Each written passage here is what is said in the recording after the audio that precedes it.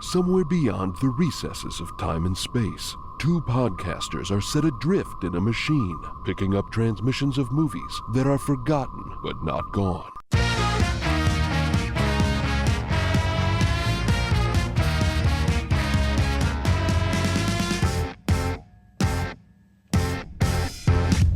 All right, so we talked about a lot of things in the last episode. Yeah, jumped around a lot in time, too. Yeah, we did. One thing that we didn't touch on is that very last scene at the airport. Mm-hmm. A moment that I think roots this movie so hard in 2004, more than anything else, including the editing. When Josh Hartnett and Diane Kruger come together and fall to their knees and embrace and kiss in that airport, a song starts playing on the soundtrack. And this is a Coldplay song, correct? That is correct. I did not recognize this song, but boy, when I was researching about this movie online, aka looking at what people on Reddit were saying, nobody would shut up about this effing Coldplay song. What's so important about this goddamn Coldplay song? I talked about big feelings. Mm-hmm. This is one of the big feelings, capital B, capital F, feelings songs of the era. This is Coldplay's The Scientist. And it is a sort of contagion song.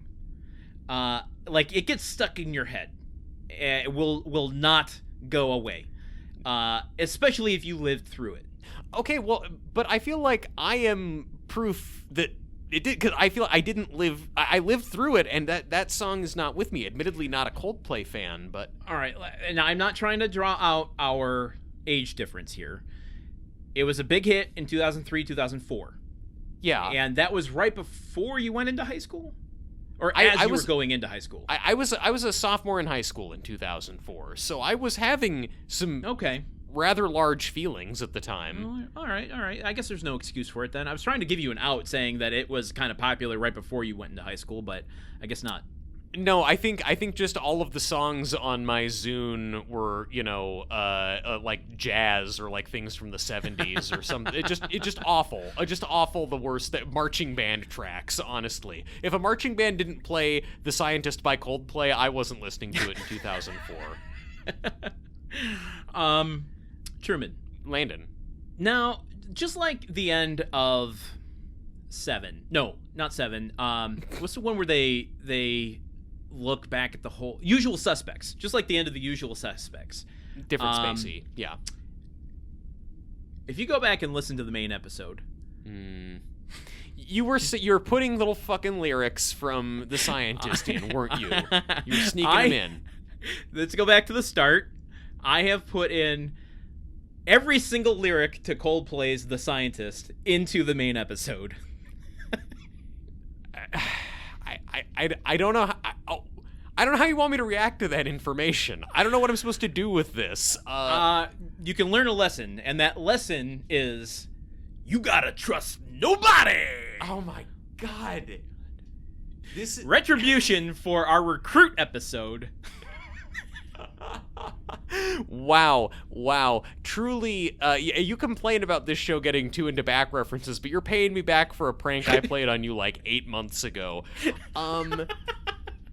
I think that, honestly, I could see a big feelings emotional Coldplay song being a part of The Recruit, which is, after all, so much an early 2000s love story. Some people would argue that Hoobastank might be a big feeling band. What if this movie ended with a Hoobastank song instead of a Coldplay song? Well, honestly, it would still be fitting, I think.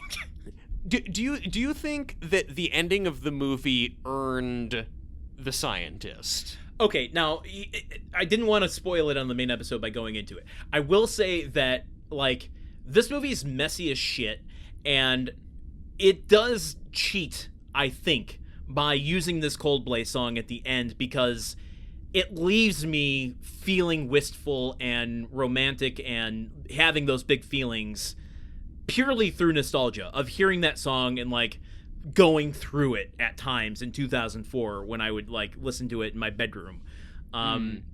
So, like, I do feel like I'm aware of the manipulation, but I kind of at the same time don't care.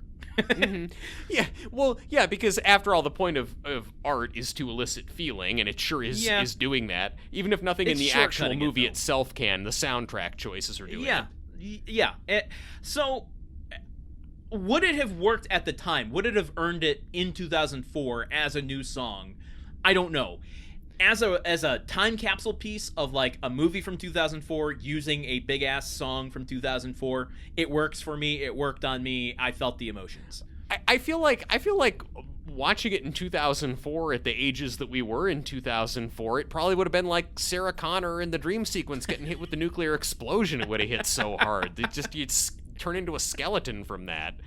I mean, if you're already vibing off of the teenage romance charge of this movie, and then you get hit with the most big feeling song ever, that's just a huge cherry on top. Yes, indeed.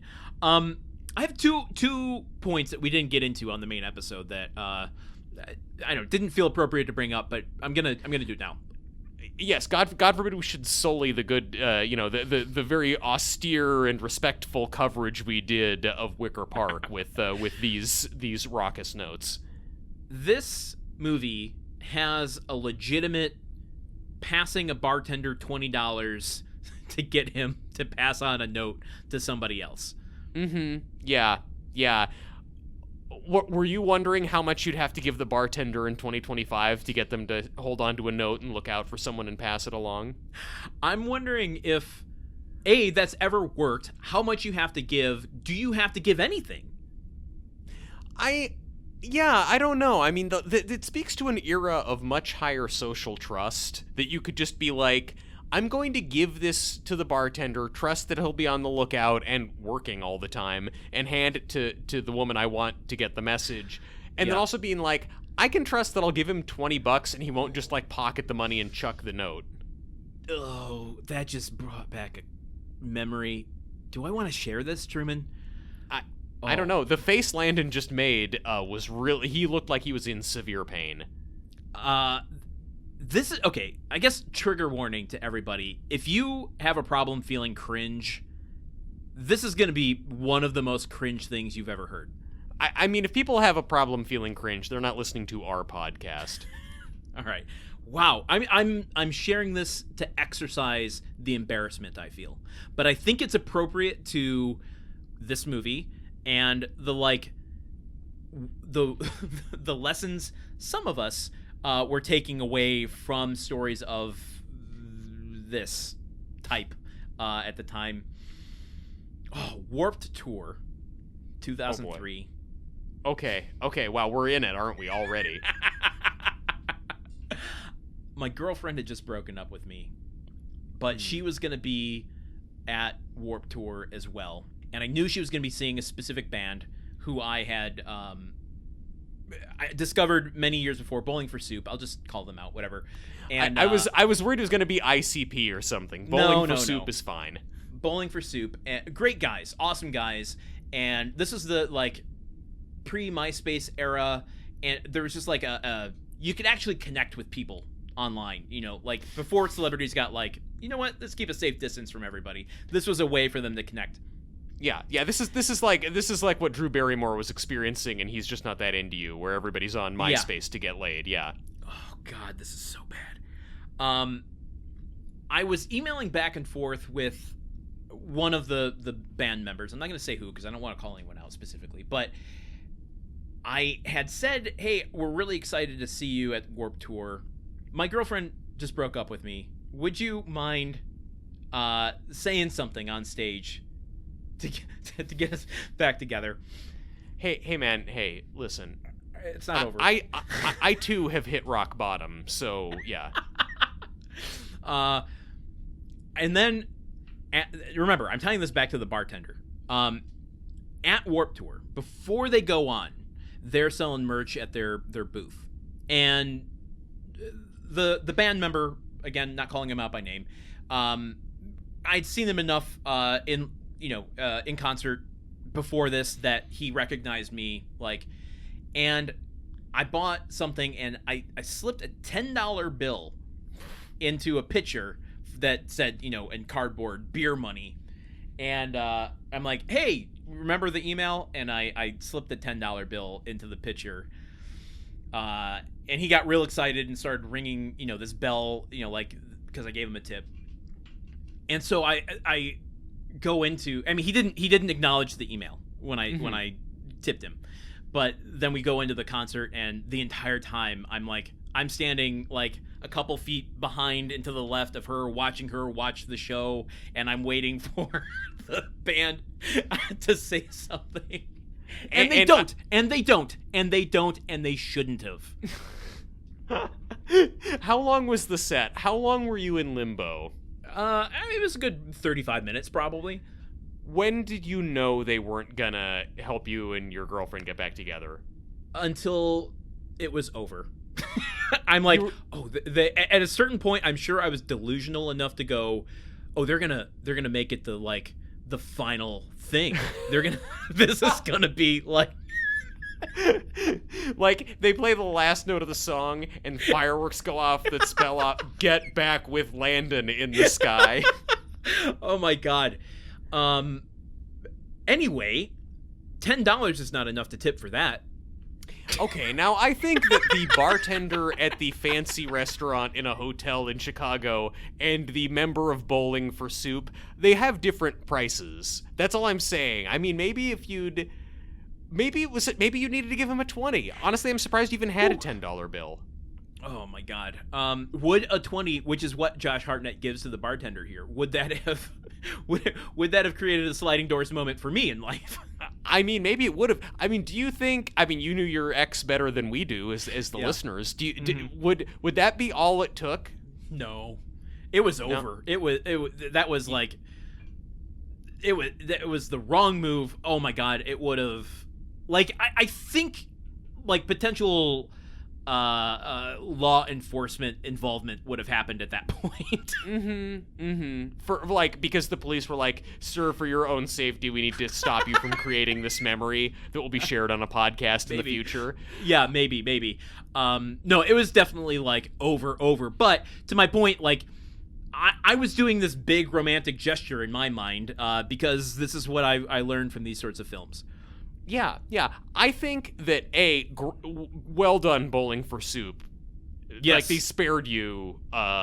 In that moment. I would have totally done the same thing. I would have been cringe in the exact same way. I would have passed, a $10 bill to, I don't know, whatever hot marching band was out there or something. So I get it, but that is completely the emotional vibe of where this movie is at. This is the most it's like this movie was basically giving Coldplay $10 to try and get them to help Josh Hartnett and Diane Kruger get back together. Yeah, I'm sure they gave them far more than $10, but okay. I had another riff about showing up super late to live theater and you want to go into it? We gotta go into that because, because okay. Josh Hartnett shows up late to the play that Rose Byrne is in, Matthew Lillard's girlfriend, and walks in late, very leisurely, working his way through the aisle, blocking everyone, stays standing for an hour as he's getting in there, and he's talking to Matthew Lillard, middle of the play, black box, small theater, as the lines are being read, and he's like, "Oh, hey, guy. Oh, how's it going? Hey, yeah, sorry I'm late. Glad I could make it." He sits down. He starts munching on an apple. What other kind of? He starts pulling out foil, leftovers. What other disturbing behavior could he do in the middle of this performance? Hey, I hope you don't mind, man. I just need to practice up on my bucket drumming for a few minutes here. It's the worst theater etiquette. Yeah. And also to imagine this getting a wide release and people in theaters watching it and being like, "Wait, am I allowed to act like that in a theater?" and the whole point of him coming to this performance is Matthew Lillard's I need you to stay. I need you to put in a good word for me. Things are very delicate with her and me. He comes to the show and he's like, "Great show. She's awesome. I got to get this flight to China." And leaves, and Matthew Lillard's like, "Okay, great, thanks for coming." Doesn't say a word to her. So Why? it's the whole point of him coming It has not been fulfilled. You did not achieve your goal. What was the point? I'm confused on both of their parts, because it's like the only reason to go see this pretentious Shakespeare play right before you get on a long flight is so you can meet the girlfriend. So you've done the homework, but then you haven't gone for the drink afterwards where you actually meet her. Right. Also, what Matthew Lillard's whole reasoning for why Josh Hartnett has to come to the play, it's like, oh, things are going really, they're really rough with Alex right now, with Rose Byrne. I need you to, be there and kind of, build me up. And then when I go to the bathroom, you can maybe tell her what a great guy I am and how I'm, really good in the sack and hung like a camel. And it's like, look, you want to talk about cringe. I mean, it's like, imagine asking Bowling for Soup to help you out with a girl by, going up on the mic and talking about how good you are at sex and how big your ding-dong is. Yeah, that would be a little weird. That would be a little weird. Yeah, it would be. I mean, it'd be a little weird if just, just imagine you're on a date with with your boyfriend and his friend, and then your boyfriend goes to the bathroom and his friend is just like, hey, but just by the way, Matthew Lillard's cock, huge. Don't ask me how I know. Gender flip that. Say you had a woman friend and she came up to you trying to talk up another woman, saying, you would not believe the honkers on my friend. It's weird. It's weird. You don't say it. You would not. My friend's vagina is so incredibly deep. You would not. You will be so thrilled. Listeners, write in. What was weirder, me saying honkers or Truman saying vagina? Okay. Well, I think we're gonna know. I look forward to seeing the results of this poll. Should we play the trailer game? No, I think we should keep going with other things that women could say to talk up their friend's sexual prowess. I think we're really hit gold with that one. Truman and I have watched Wicker Park, but we have not watched the trailer, and we are going to guess some of the scenes and moments that they're going to use to market this thing. Truman, I will admit to you, well, you know this, I'm going to admit to listeners, I've been doing a little studying about how trailers are put together. There is a lot of material online of expert trailer editors talking about trailers, and I've been watching a lot of stuff, and so I feel like I'm going to be better at this. Yeah, and you've been sending me links to all those videos, and I have been looking at them and being like, this seems like a 15-minute long video. I'm going to watch this later, but I'll definitely get to it before we record next. And then that hasn't happened, so I will definitely be worse at this than you. But awesome. Maybe next time I will have watched those videos. I'll give you first salvo. What do you think is going to be in this trailer? I think we're going to get Diane Kruger dancing and him watching her. Yep. Absolutely, I have that. Lisa dancing in an apartment while Josh is in bed.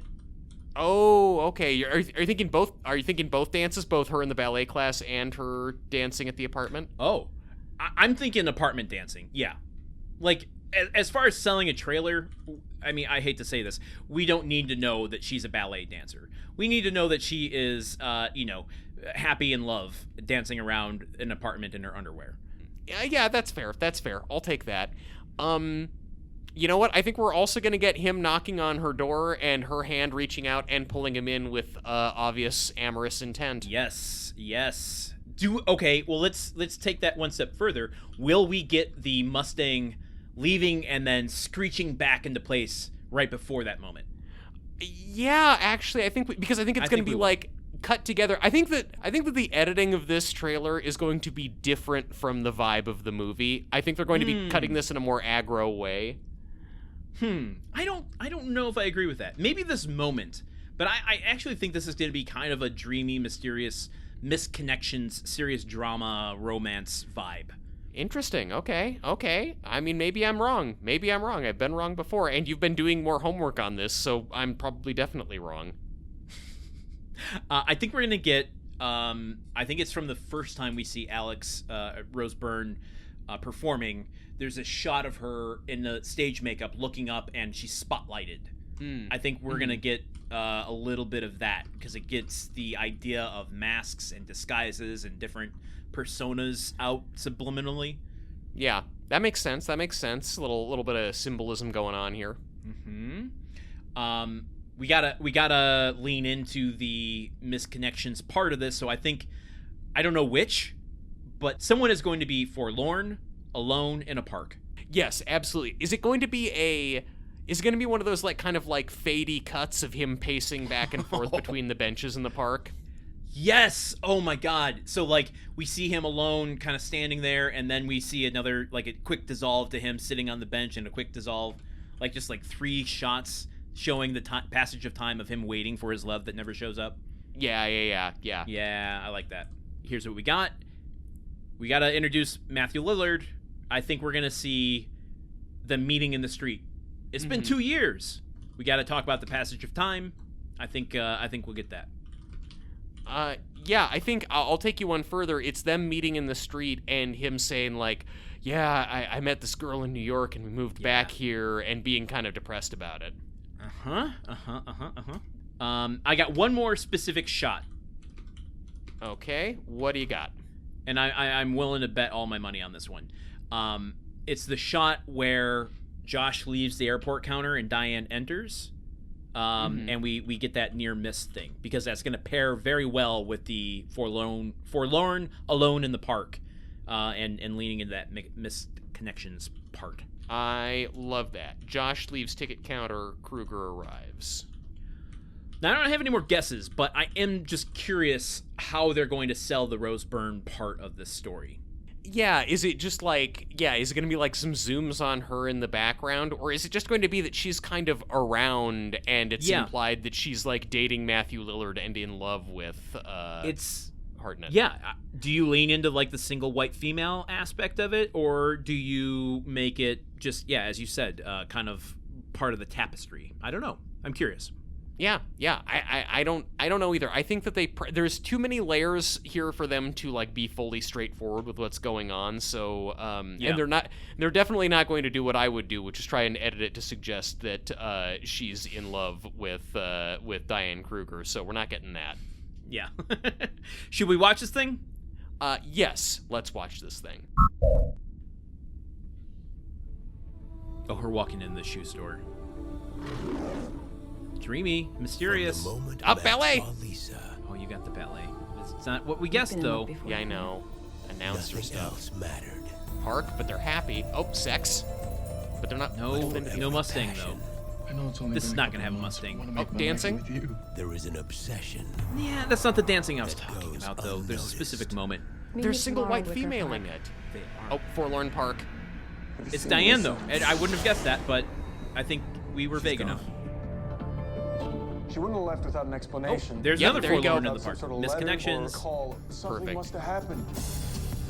It must have happened. Now the search for the truth I think about Lisa. will lure him deeper. Oh, they're leaning into the noir Lisa. side of this. Yeah, it's very moody. Oh, wow. Every discovery She had the same name, same Split perfume, diopters. same shoe size. It's so Great video. hot. You don't know the whole story. will become more deceiving How many people are than the next. watching this thinking Matthew Lillard killed her because of Scream, Yeah. What are you doing here? or she killed her? Watching you sleep. Yeah, they're making it out to be a horror movie.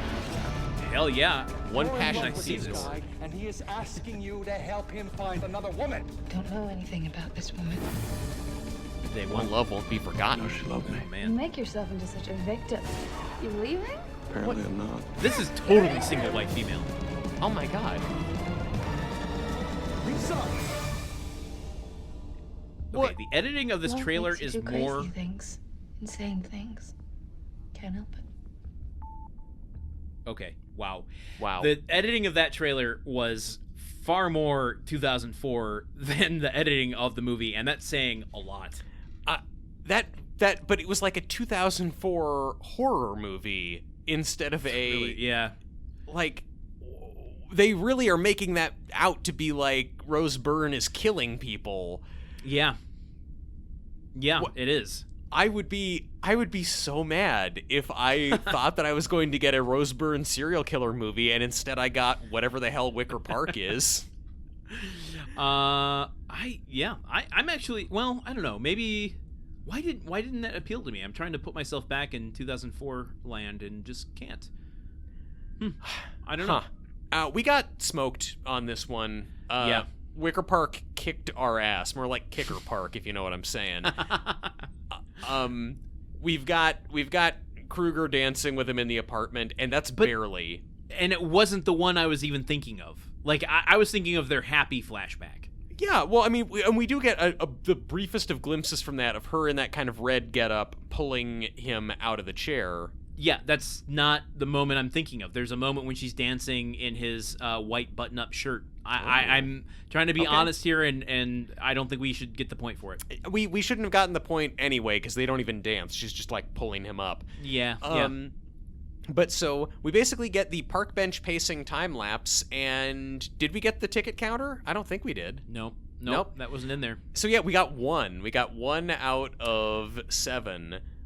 This is, I mean, they marketed this less as a missed connections movie and more of a I killed her and she's missing movie. Yeah. This is like I'm trying to figure out, is this a more egregious lie than Playmobil: the movie, which there will never be.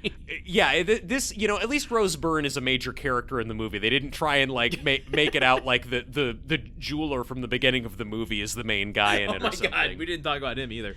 Okay, the jeweler from the beginning of the movie, I spent so long on Wikipedia and IMDb being like, is that Mr. Hudsucker from the Hudsucker Proxy in one scene? He looks like a Coen Brothers guy.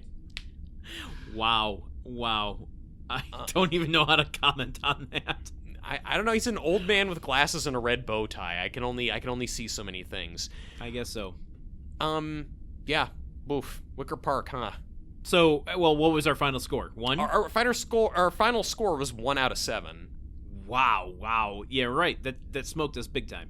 Yeah, not good at all. But that just goes to show you sometimes love can be unpredictable. That's my tagline for Wicker Park. All right, well, let's submit this episode and see where the machine is sending us next. All right, let's just hit that old button. All right, we are going to September 26th, 2003.